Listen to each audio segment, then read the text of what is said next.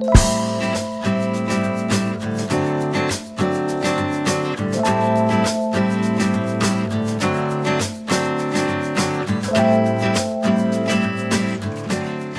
we go. Which, I think it'll be that button right. awesome. I probably shouldn't have a microphone because I get quite excited when it's karaoke, so watch out.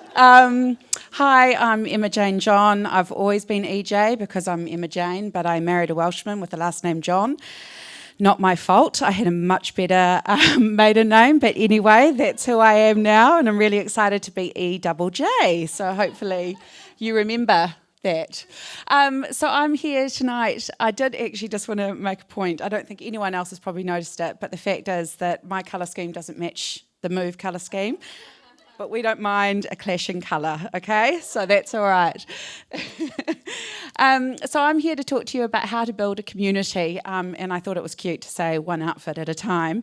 And then I started to go down this rabbit hole of equating my points to an outfit piece, but I got kind of convoluted and confused everyone. So that's me in my living room. I'm a personal stylist. So a little bit about me, why styling? I became a stylist at 41. So we've just turned 4 years old. I say we, it's just me. And we have just turned 41, but there is a whole community of people that back me up to make my business what it is. And so that's why I'm here tonight. Basically, I came to 40, hit 40 and thought, this is awesome. I'm more me than I ever have been. I'm more confident and I'm going to wear what I damn well like. At the time, I was working for a bank and I turned up on my 40th birthday with hot pink tights, a zebra print dress, and I left that job about 4 weeks later. So there you go. You take from that what you will. So who I work with everyone. There is no barriers to who I work with, but 90% of my clients are women. The men I work with are usually their husbands. And I work with people petite to plus size. I work with stay-at-home mums to corporate, ball breakers, and a lot of entrepreneurial women.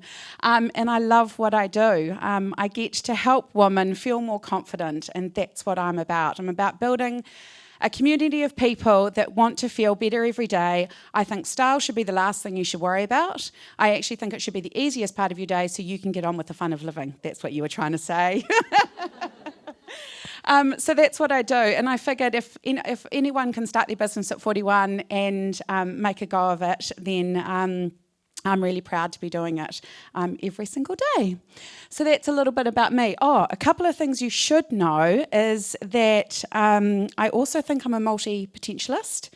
I really like that. I came via a career in media, communications, TV, and social media.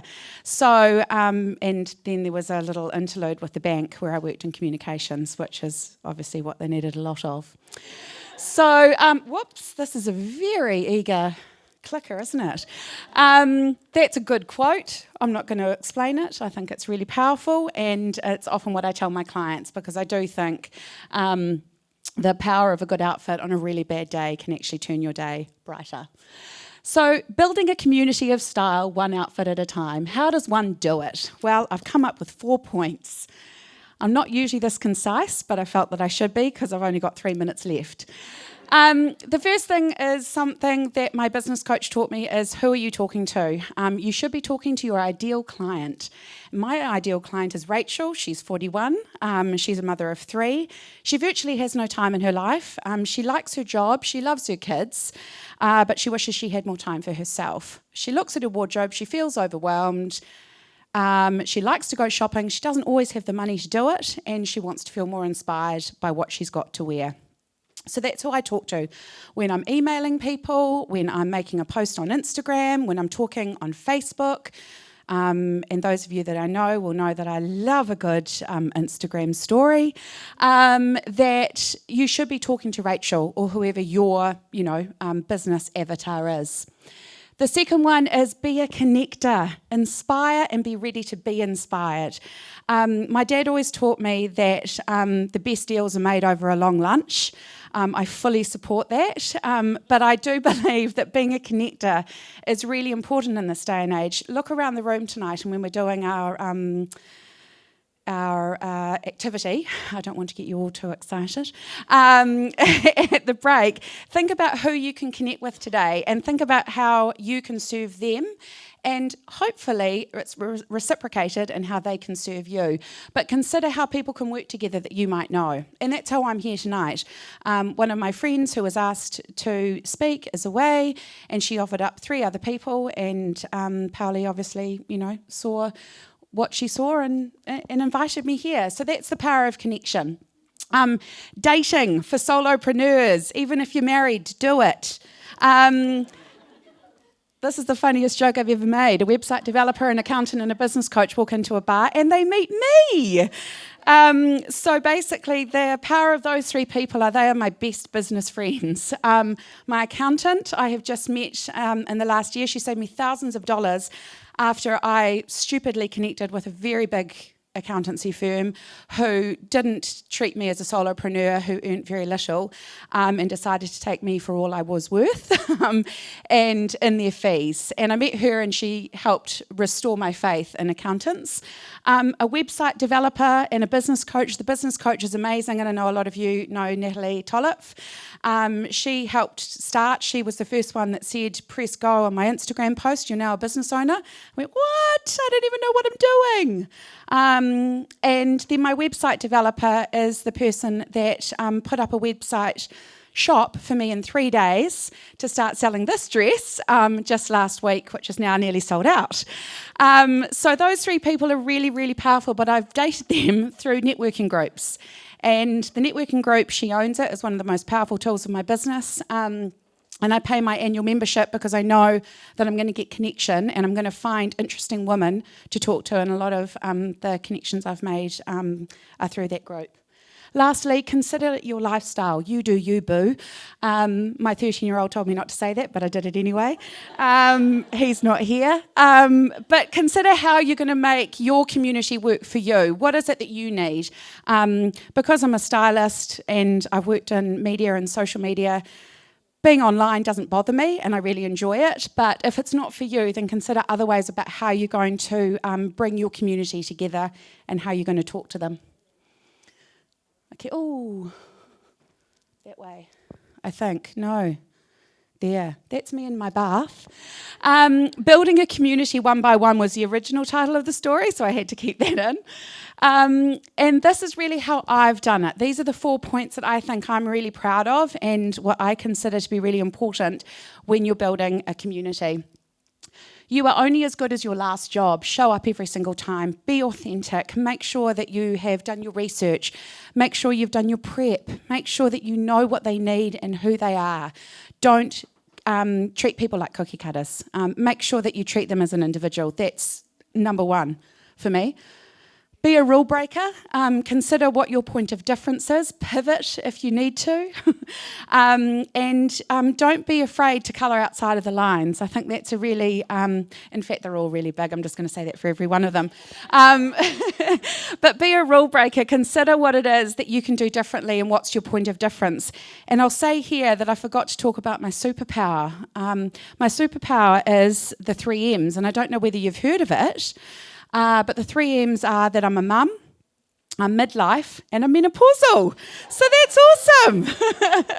So that's where I'm being my point of difference at the moment, is I've got a very big community of mums, I've got a very big community of midlife women, and a growing number of people are talking about menopause, a lot more. And because I'm early to that wonderful M, I've got a lot to say about it, and probably boring most of my besties who aren't going through it at the moment. But that's a community that I can now talk to, and we're underserved. There's not a lot being said about it, and it scares most people to talk about it, but it is coming, and it will hit you one day. Make an effort. Grow your community, network, and most of all, be kind. Be kind, because you never know when you're going to come across someone again. You never know what that person or who that person knows. So growing your community and making an effort with people when you meet tonight, make an effort. None of us are going to bite. We apparently have to do something in the break. Can't wait. Games. But there is pizza, so I'm quite looking forward to that. And most of all, most important is collaborate. Collaboration is the number one tool in my business that has helped it grow.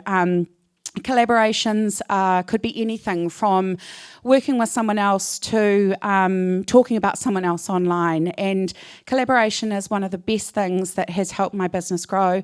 This dress is a collaboration with a designer who asked 2 stylists to design a piece, my first foray into design, but it had to have leopard prints because I'm obsessed, and it's nearly sold out, as I said. And so that collaboration is with another stylist, and she is incredible, and I don't think you should leave home without a collaboration.